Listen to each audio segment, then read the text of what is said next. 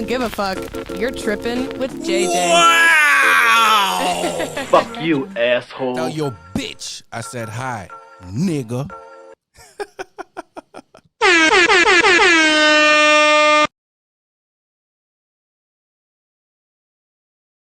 I could never do it for those reasons. So honestly speaking, I don't think anyone is 100% happy in their relationship.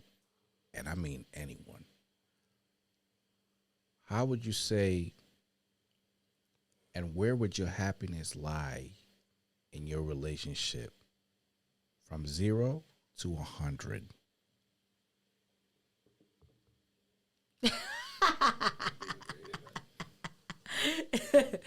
I think like right now, I'm very happy. And if I were to put a number on it, I would say like, well, what day is it? It's Friday. And we're going to go to Mexico tomorrow. I'm like at 80. No, and this is why I think 80 is generous in some sense, and then it's probably not generous in others, because I feel like there's a lot of empathy and caring and serving in our relationship, but I think there's just I mean, if we're specifically talking about mental health or like communication or understanding each other, the number might be lower just because there's a lot of things we don't totally understand about each other yet that we're still like getting and seeking help on, like actively.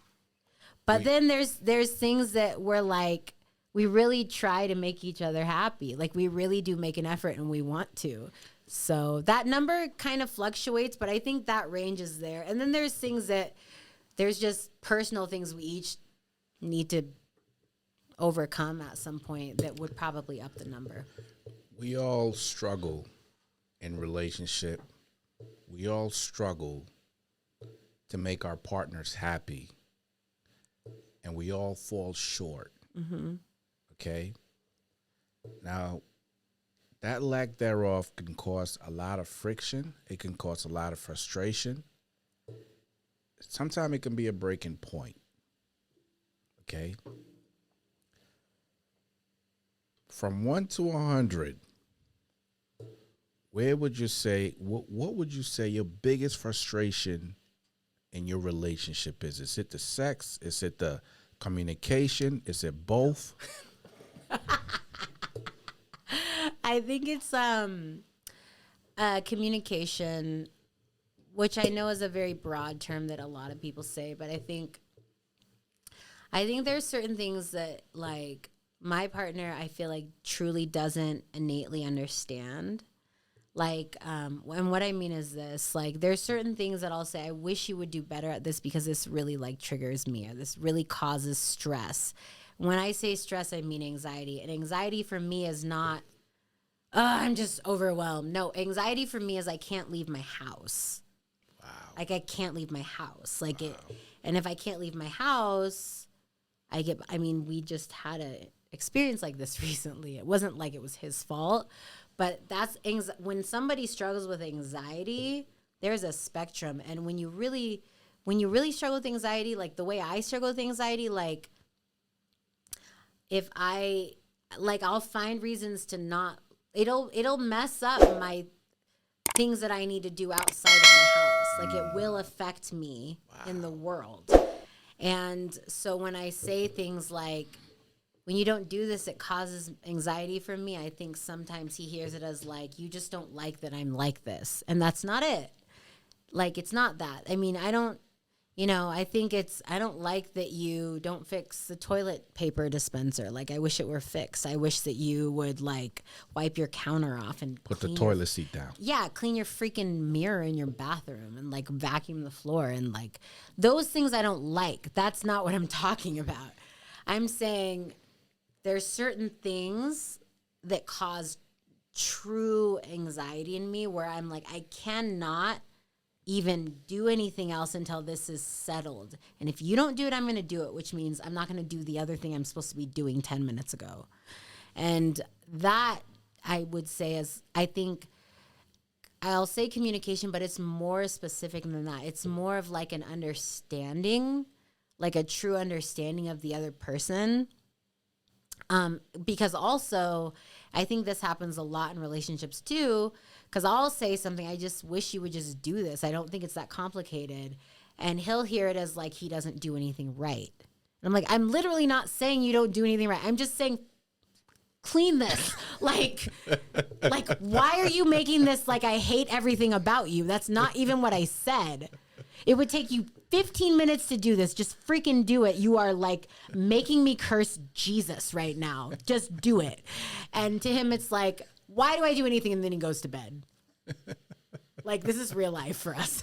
And so, like, this is my interview. You can talk to him later. Have a shot if you want. But that's real talk. Like, so I say communication, but that's what I mean. Like, when I say communication, I'm like, I'm saying something, but he's hearing this. He says something and I hear this. But I think for me, there's the mental health aspect. And then for him, there's that he's a man and he feels like the things he's good at, he feels like he's not, the things that he takes the most pride in, that he feels so great about. When I say, I wish you could just do this better, he's like, but this is what I love. And you're saying I'm not doing it. And then it like ruins everything. And then we both like hate each other for 3 days. And Right. Like, and I don't know. Is there anything else I can say about this? Like, is this, I don't know. Like, right. No, it's my time. Go find your own interview. He'll be back. I'm going to interview him next. I'm going to interview him next. My name, I will cut you. So, in the relationship, obviously, there's shortcomings. For one reason or another, there's shortcomings, right? And that should frustrate the shit out of you, because it's not what he does, it's how he really understands what you're trying to communicate to him, right? But nevertheless, he puts in an effort. Does the effort count whatsoever, or you just want what you want when you want it? Well, it kind of depends, right? I'm a woman. Like sometimes, you know, I see that ring. You know what I'm talking about. Sometimes the effort is like, oh my gosh, you really went all out. I'm gonna sit back and enjoy. And sometimes you're like, I didn't ask for this. I know you know that I like unicorns, but all I wanted was to go out to dinner. And you bought me a freaking gift basket with flowers and unicorns, and you didn't even make reservations. Like, I was clear. What did you not understand about this? Right? So I think women, maybe that's just, I don't know if it's a social construct, but I do think that in terms of communication, I think that's in there, because I think sometimes, like, I do see his effort, but I think sometimes my expectations are misguided and his effort is misdirected. And I think, I don't know, like, I think because we were born and raised in a democracy and a country of freedoms, so to speak, we feel justified in our feelings, even though this isn't even political, this is relational, right? But you're raised to believe, I have rights, I'm a free American. So your rights as a free American and a spouse, you're like, yeah, but, you know, I'm working hard. Why don't you appreciate me? And it's like, I didn't say I didn't appreciate you. I just wanted you to make a reservation, honey. And and he's like, so you just don't want me to work? You just want me to be home cleaning up after myself? We're talking like 10 minutes out of 24 hours. But to him, it's like all or nothing. You know what I mean? So I think it is cultural influence. Like, we're so like, we cling so much to what we've allowed ourselves to become that we're like, anyone that challenges me is against me, including my spouse. And it's like, no, just clean the freaking stains on the toilets and put the toilet paper on the right side, because it's supposed to be over. Normal Americans do toilet paper over, not under. So, you know. Right. Anyways. Right.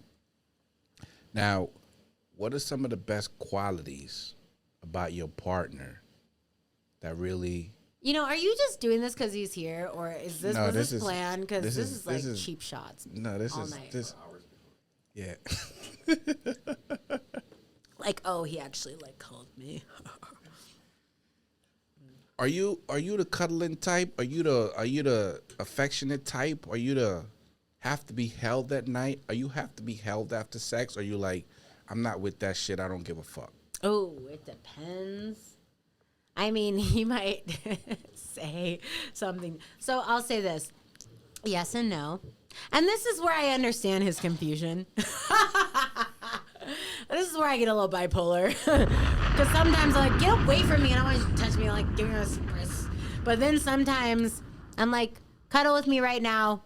Where are you? Where are you right now? And I'm a night owl, so sometimes I'll be up all night, and I'm like, can you come cuddle with me in 10 minutes? And he's been asleep for 5 hours. Oh wow. No, this is real. Like, because I really am just like a night person, and that's also it is a symptom of my anxiety, because I feel like I need. No, if I do this, I'll feel better. I think there's a lot of people that do this. I used to say I'm just a night owl, but I actually think it's a symptom of anxiety for me personally. Okay. But so I'll like be cleaning the whole house and doing 7 loads of laundry, and like I'll finish a song and I'll send 17 emails, and it's crazy. Like I'll get a lot done between like 12:30 a.m. and like 3:30 a.m. It's nuts, right? And then I'll message him, and he's like in the thick of sleep, even though he has to wake up at 5 o'clock. And I'm like, cuddle with me right now. Make sure you're not dirty and smelly.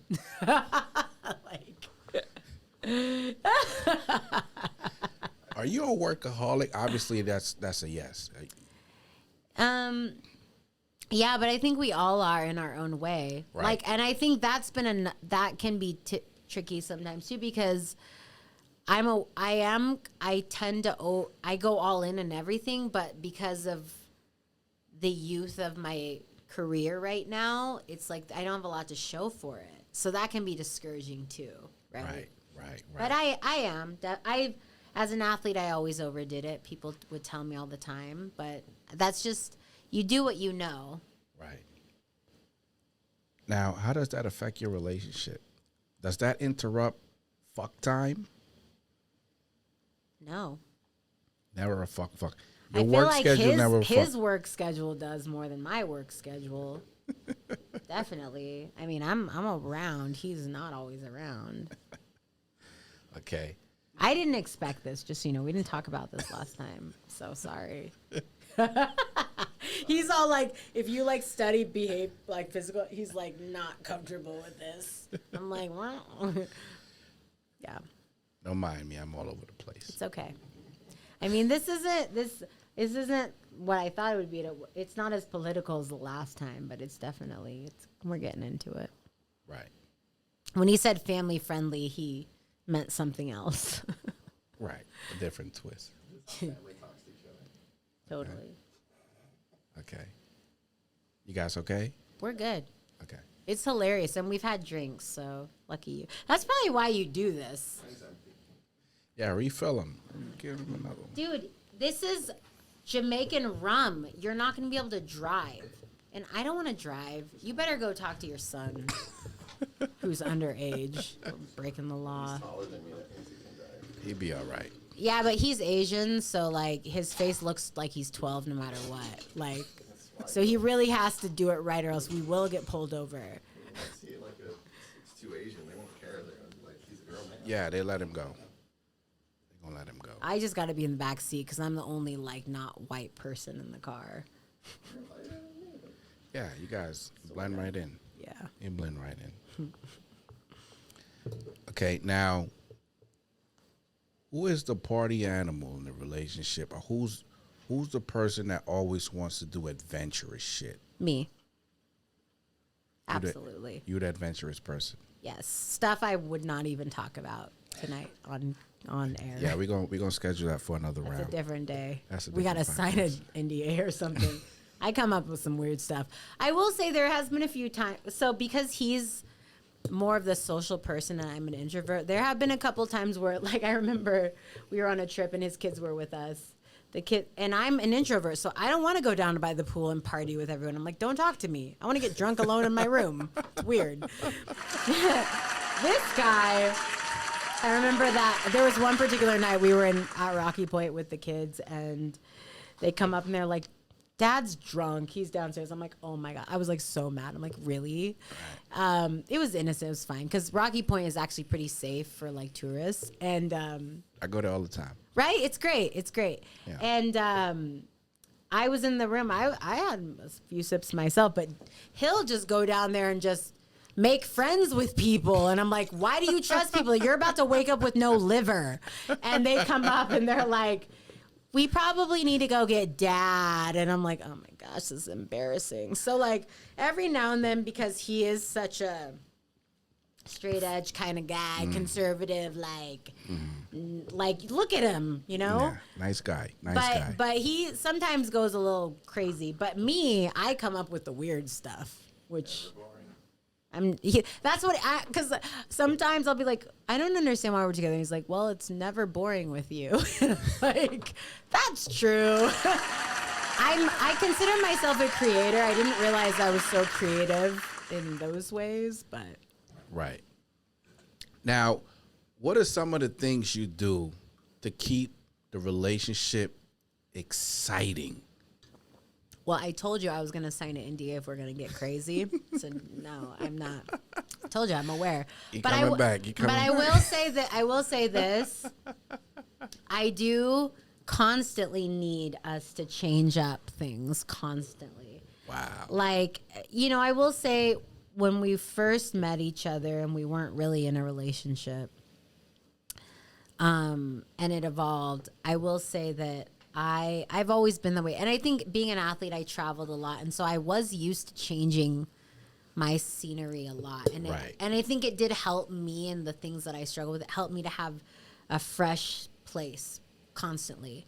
And it wasn't like that for him. He was in the same tumultuous scenario day in and day out. And it was like, he thought that was going to be his life. And then he met me, poor guy. And then, you know, we got together and, you know, I think, you know, I'm a traveler, and it's not even that I want to just travel all the time. It's just sometimes I just need I need something different. I just need things to be different. Even if we drive to Sedona or whatever, I just need a change. It helps me. He doesn't necessarily like need that, but he'll jump on board with me all the time. And it's fun. Like, we have a lot of fun memories of these types of experiences. And we've learned a lot about ourselves on these trips and on these experiences. And some crazy, crazy stuff. That's part 3. Yeah. Yeah. So now you're engaged. Is there a date set in stone? Did you guys talk before this? Is there a date set in stone? And who Hand me that bottle. who is saying, wait a minute, I don't want July, I want September? Okay. You know, you ask me these questions. I think you think I'm going to give you like a 1-sentence answer and it becomes a paragraph. And then 3 hours later, we've done a podcast. Do you want to hold on to this? Okay. You need to chill out though. Okay, so here's the deal. I've always had a weird opinion of marriage since I was 6 years old. My parents divorced, or 5, I didn't cry when my parents divorced. It was weird. Like, I was like, oh, this is what adults do. They divorce at like 5, 6 years old. It was weird. It was weird. Wow. I don't remember a lot of stuff at that age, but I remember really having that thought. I didn't cry. I was like, oh, so we're like everybody else. Whatever. And I always wanted to have kids, but I was like, I don't know if I ever want to get in a relationship. And then I had a high school sweetheart, and that ruined me, I say. But I love marriage and I love engagements. And I love weddings. I've been in way too many weddings. And I've worn the hats of many bridesmaids. But I think right now, and I feel so bad about this. I do. But have you ever seen the movie? Is it Made in Manhattan by Jennifer you Lopez. seen it? With Jennifer Lopez. You know her grandma? Absolutely. How they're in the Absolutely. So he knows the story because this is how I explain it to people. I'm like, listen, you know the grandma, how they're like in the old people home and they're like 97 and like really old.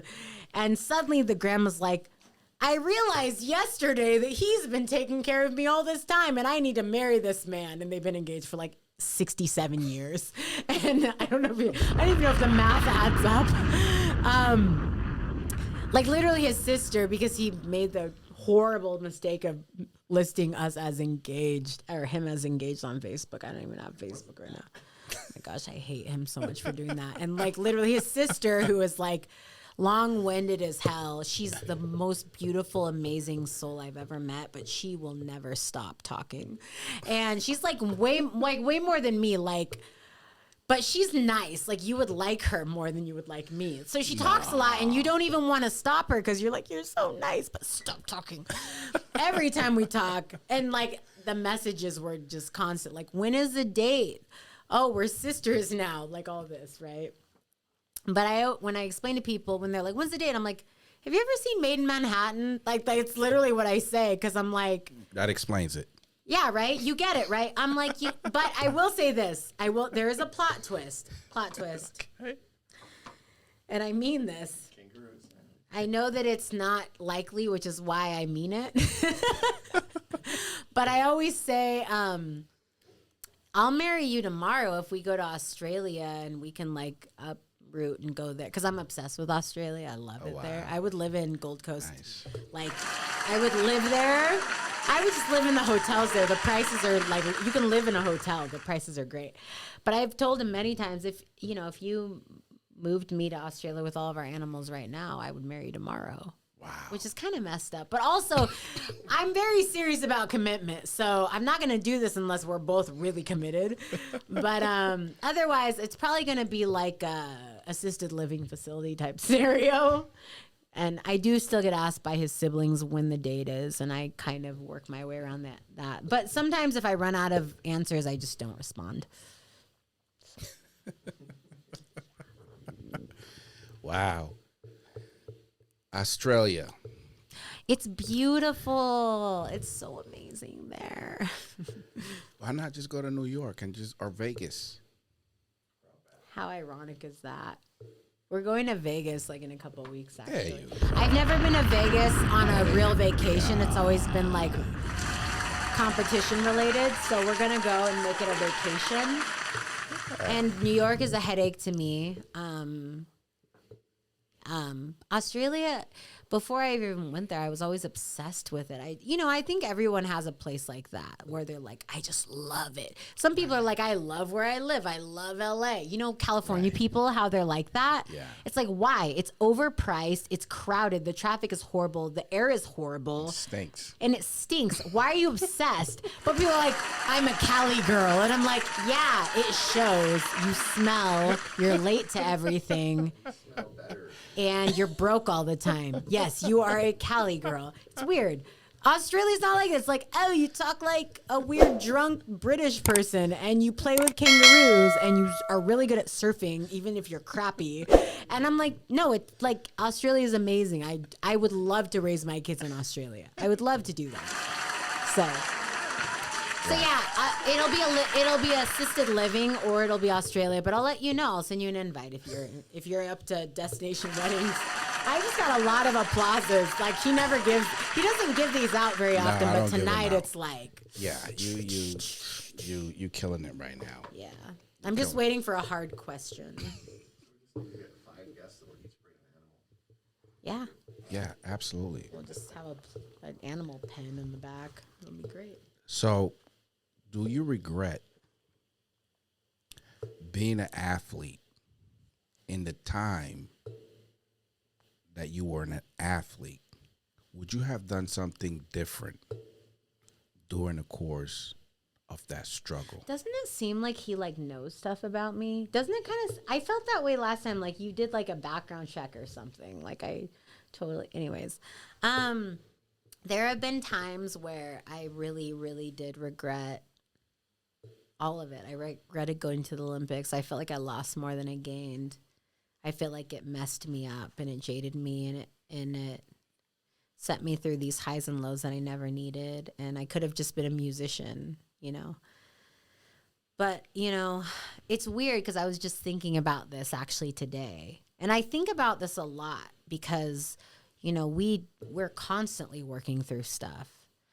And one thing that I've realized with him specifically is, you know, when we found each other, we were both in not good places. Wow. We weren't looking for a relationship, I'll tell you that. Wow.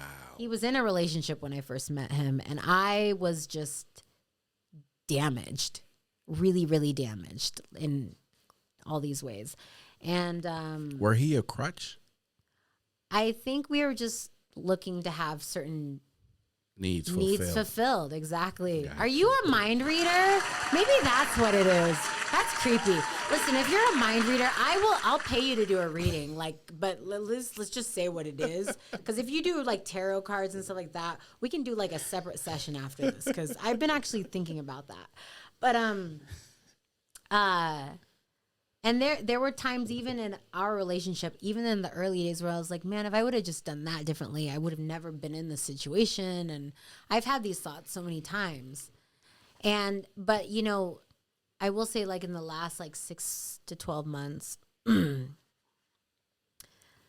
know, there are things I wish I had done differently for sure. And there are things that I regret. I mean, what kind of adult, what kind of person of character looks at their life and people are like, no regrets. I'm like, okay, so you never made a mistake. So what did you ever learn in life? If you never made a mistake, what did you ever learn in life? As painful it is, most of the lessons I learned in life were when I made a mistake, and I hate that, but that's what it is, right? But the crazy thing is, I've realized I'm not at a final point in all this, but I've consciously thought about this. Like, I cannot imagine my life not with this person right now. Like, I cannot imagine. And if anything had happened different in my life, and he knows this because I've said this, if anything had happened different, we would not have been together. We were both in places in our life where it was like as low as it could have gotten at that point. Like, if anything had been better, we wouldn't have found each other. I really believe that. So, you know, I think, you know, if anything had been better, I don't know that we would have found each other. And it's kind of that bittersweetness of life where you're like, all that led me here, and I'm grateful for that. And it's weird because there are things I still look back and I'm like, I wish it had happened differently. But you know what? I cannot imagine my life different right now. So you've been in other relationships. God damn it, you pulling the big gun out. Okay. Literally, but I'm pulling stiff. the big gun out. Sorry. You're fine. Listen, so you've been in other relationship. Is this too loud? Sorry. You're fine. What is the difference between those relationship and this relationship? I think the difference is me, honestly. I think Were those relationship a waste of time, or were No. those? no, I learned. I definitely learned. Even in there was another relationship I was in before him that was long distance, but I would say it was my most serious adult relationship, and it really kind of wrecked me. Because even just going into it and coming out of it, I was so desperate to just be with one. I was definitely one of those women that, like, I just wanted so badly to be with somebody. And I just, all these little things, like, I can't even go to anything because I don't have anyone to go with. And it's like, and I think part of it too was like a lot of my peers were in relationships, and I just was so sick of being alone, and I felt like something was wrong with me and whatever. And so I was just willing to go through anything to not be alone. And a lot of people go through this. And so it's interesting now though, because now I feel like I'm so comfortable when I am doing things alone in a way I never was before. Like now, like, you know, there's things I don't like to do. There's things I struggle with doing because of anxiety or whatever. But in terms of like, if I go, like, I'll go to the movies alone. It's like, my friends think I'm weird. I'm like, no, it's like the best thing ever. Whereas before I might have been like weird and embarrassed about it. And I'm like, no, it's great. Nobody interrupts you. He's not snoring because he fell asleep, which happens all the time. It's therapeutic for you. It's great. You're just sitting there eating and laughing and being whatever you want to be. And that actually, before we started seeing each other, that was like what I did. I would go to movies by myself. Wow. And I remember because I lived in Phoenix, and I would go to this theater on like 3rd Ave or 3rd Street or whatever, downtown Phoenix. It was like super sketchy. I don't know how I'm alive today, actually, because it's kind of weird.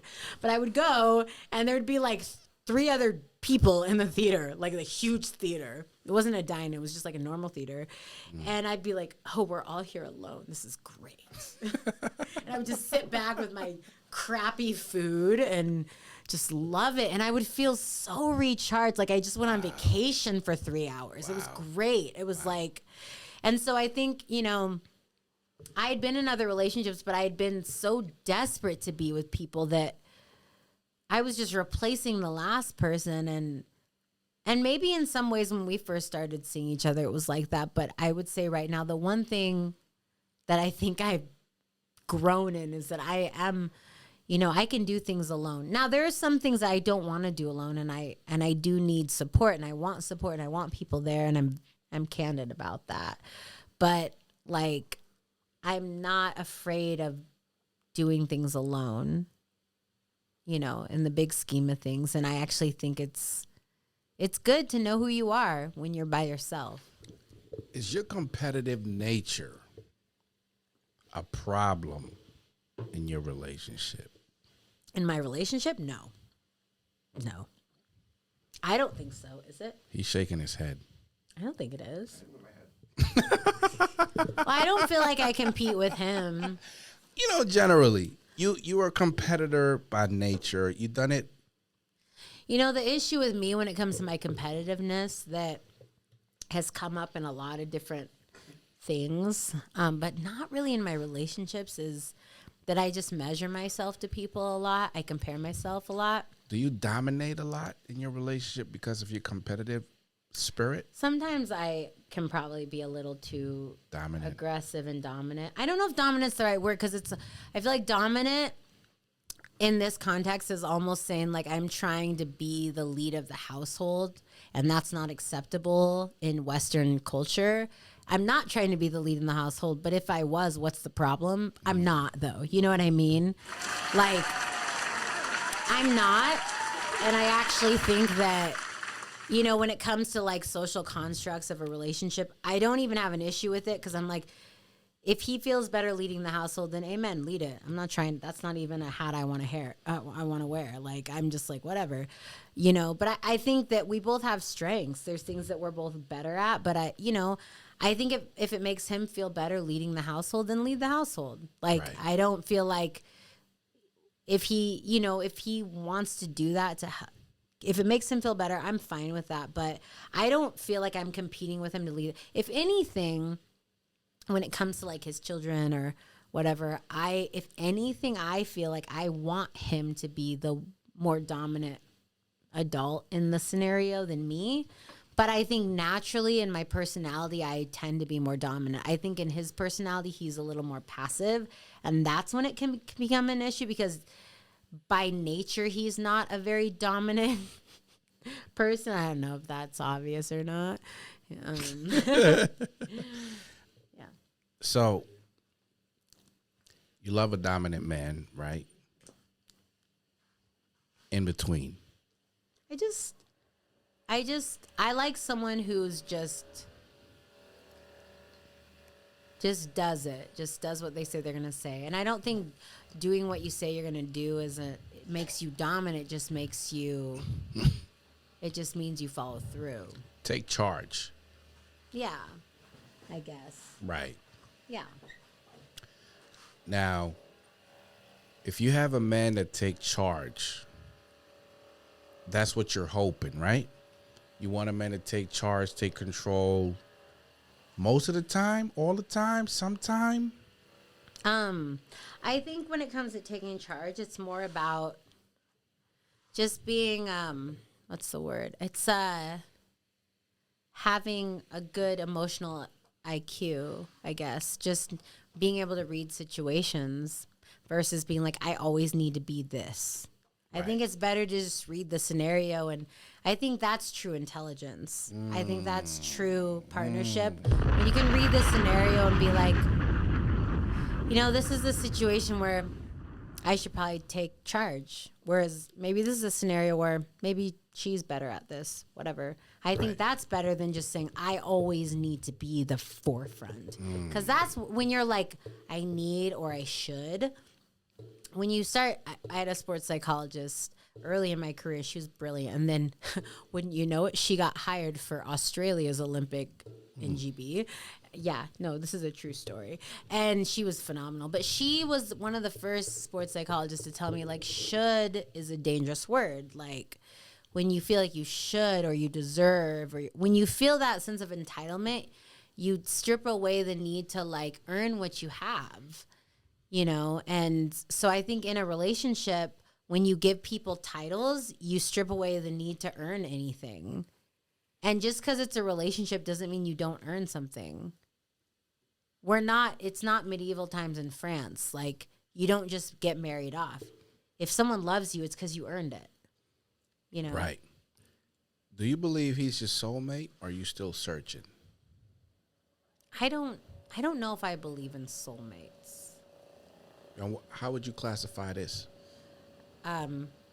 Really phenomenal chemistry. What? I think maybe he thinks we're soulmates.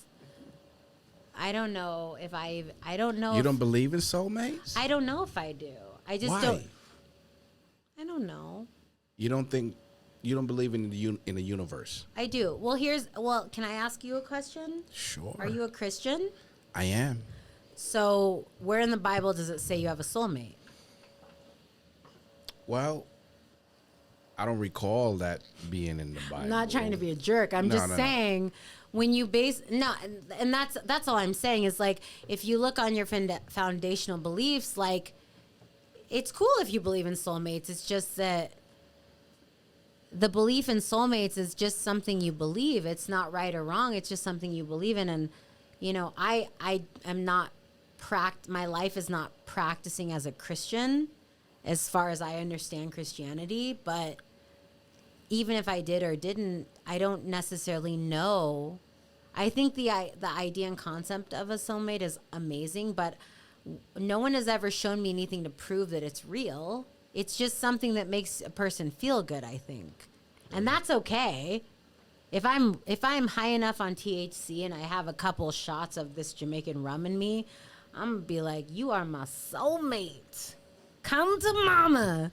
We are soulmates. But, like, right now, I'm just kind of buzzed and I have a cramp in my hamstrings. So I don't know if I believe in soulmates. I believe in this Hyper Bowl for sure and this Red Bull. But it's just like marriage. I'm not against marriage. I just don't actually know if I'm going to actually do it. And I've even told him, I'm like, we can probably do a ceremony. I just don't even know if I want the government to tell me when I am something and I'm not something. Wow. And it's not, I'm not even anti-government. I voted. Like, it's just where I'm at, and it's, whatever. Are you apprehensive about marriage? I am, for sure. I think people that don't jump into marriage are most likely apprehensive about marriage, for sure. Do you believe in prenuptial agreement? Yes. Damn, that was quick. Well, I don't think it's something we would need. Right. But it's funny because I've told him, I was like, I've told him this, and if you want to ask him his opinion, you can ask him on a different day. I'd rather not be here. But I watch way too much crime TV. I'm like, I've told him, I was like, I don't want you to take any life insurance out on me. I've told him these things. Really? I've sat down. My dad and I watch Forensic Files for hours every night. He knows this is true. I've watched way too much crime TV. I'm way too untrusting of people. And it's not even myself, because I feel like I'm a pretty straightforward person. But you watch enough crime TV and you have an obsession with that type of, like, I really love criminology, and I just feel like I don't like anything that provides temptation. I'm going to share a story with you really quick, because I know you have a question, but please just keep it there, because I really want to finish this thought. So when it was like 2003, 2004, I was working at Express. I had just gotten my license. It's a long story. I was like 19. Anyways, I just gotten my license, and it was amazing because I had ridden the bus my whole life. And it was amazing because I got to work in 15 minutes versus 50 minutes. It was amazing. And I was very broke, and I could afford like literally 2 pairs of pants and like 3 shirts to get to my retail job. And I remember I had gotten some clothes, and I left them in the passenger seat in the bag down in the foot area. And I came out later. The window was cracked. This is Oregon. I mean, this isn't Rochester, New York, right? Like, whatever. And when I came back after my 4-hour shift, my stuff was gone. It had been stolen. And I remember I was very, very involved in my ministry at the time. And I remember somebody that I looked up to as a mentor had said to me, and they weren't being facetious or anything. They were just like, I was like really bummed out because I was pretty broke. Like, it was an investment for me to buy work clothes at that time in my life. Wow, it was tough times. It's just what it was. And this individual said something along the lines of like, man, that's tough. And they weren't trying to be a jerk. I did not take it that way, but they were like, you never want to like leave temptation to somebody who might take that temptation, Wow. And what they were trying to convey to me is that, like, sometimes when people steal, it's not that they're bad people, they're just desperate people. And sometimes they need it. And sometimes it's not for anything bad. I don't really know. We didn't get into it. It could have been like some woman from a halfway house that had an interview and they were desperate. Maybe they're like, I'm going to go to the mall and maybe I just need clothes. I need this job. I have kids. I don't know. Whatever. In my empath mind, I was like, I just can't leave stuff in the passenger seat of my car, even if it is Clackamas, Oregon. Right. And so I think like, and then of course, over the years, I've developed an obsession with like criminology, and I really am. It's not just like a show. I really do get really into this stuff. But I really think that like, even in relationships, like I try not to leave a lot of opportunity for that type of temptation, because unfortunately, historically and statistically, when there is like a death in a relationship scenario, it's very often like the partner or spouse. And that's why they always consider the partner like the first suspect. And so it's messed up because he doesn't think that way. I think that way. And my dad thinks that way. It's disturbing. My dad and I are so similar. I didn't even grow up with my dad. He didn't raise me necessarily. And so like it's disturbing because we're both like, when I told my dad like, yeah, I didn't even want him to take out life insurance on me. My dad was like, yeah, I would never want that. Like I was like, I know. Like we were so like in agreement. And Dana, he's just not like, he's not like that about it. He looks at it like I'm looking out for you. I'm like, no, I don't want any part of that.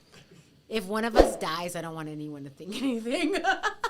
But don't you think he's looking out for the best interests of absolutely everyone?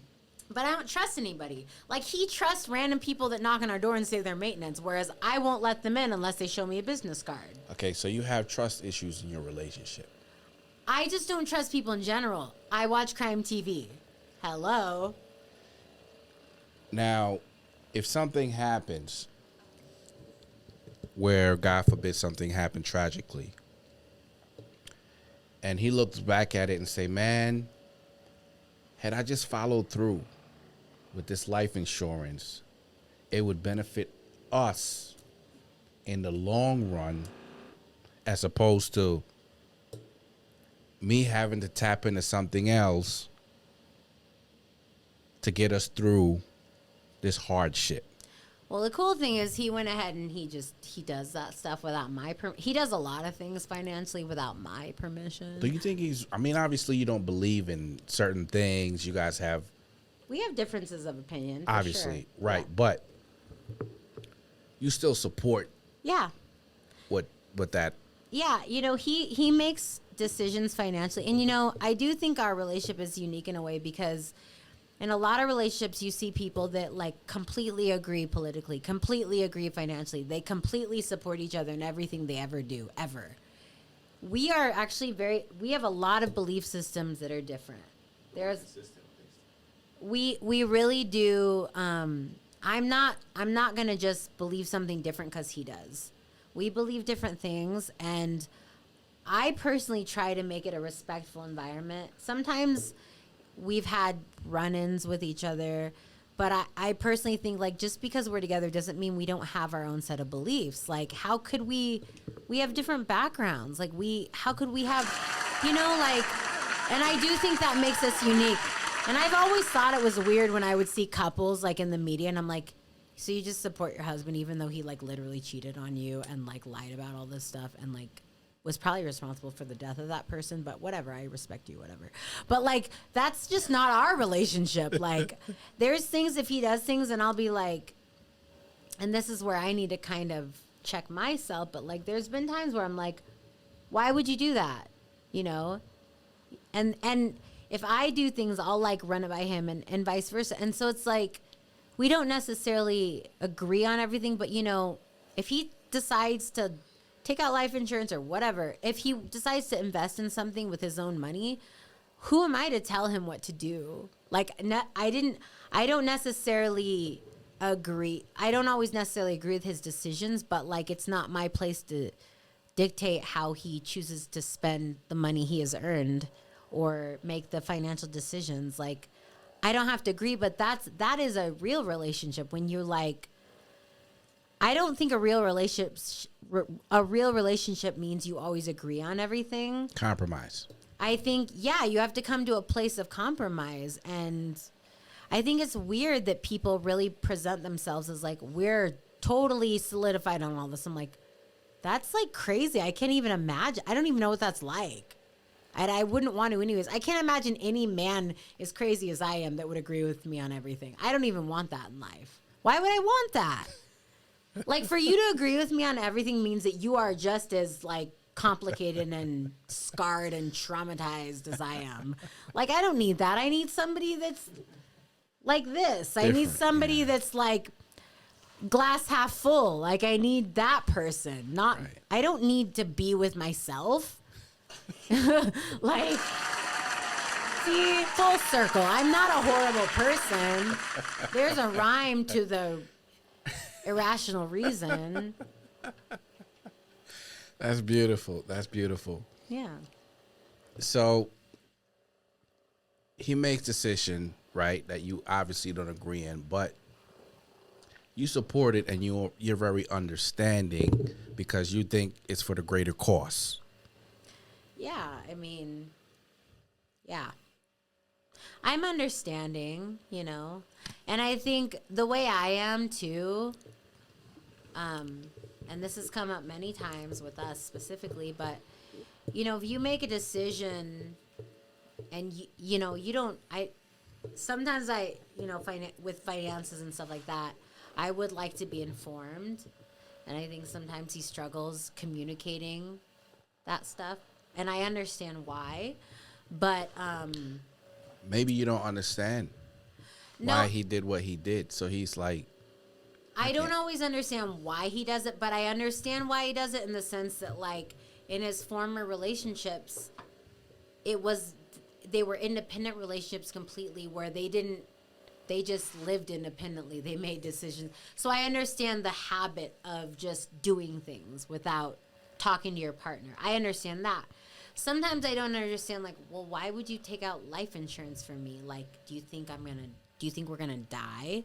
Like, Yeah, we are gonna die. we are gonna die, right? But like, We are gonna die. but I think in terms of a criminologist, I'm like, so is someone gonna kill you? Because that's scary. Whereas he's like, no, it's just to be safe. And I'm like, who's trying to kill us? You know, like we just kind of look at it from a different angle, I guess. But I do think that like I would rather us be who we are than just compromise ourselves in ways that don't agree with our conscience, you know? Okay.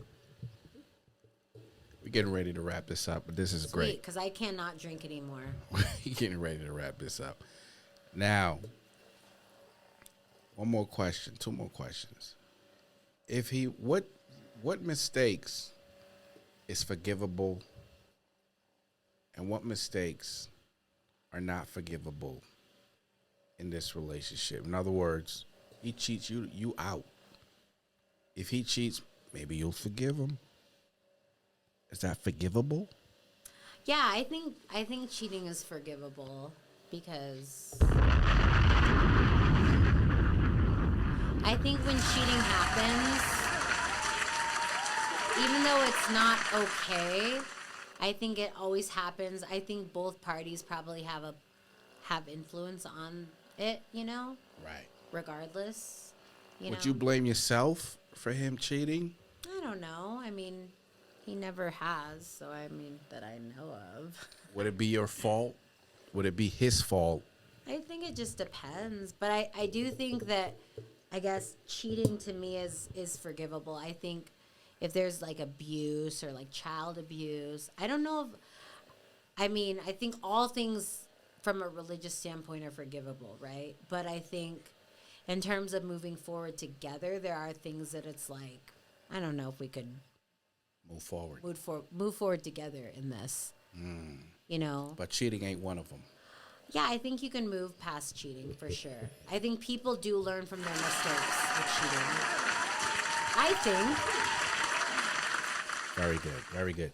Is there anything you want to say to anyone, or just generally speaking, how would you like to close this out? Drink a lot of water, make sure you stretch, and don't get talked out of who you are. Very good. Very good. Now, who you been tripping with?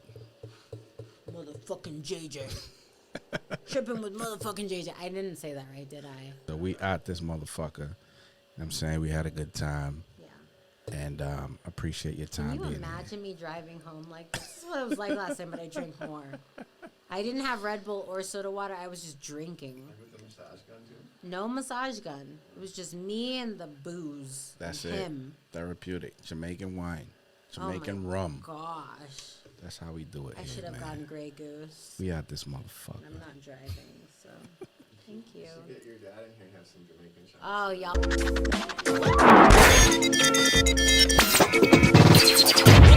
I don't give a fuck. You're tripping with JJ. Wow! Fuck you, asshole. Tell your bitch I said hi, nigga.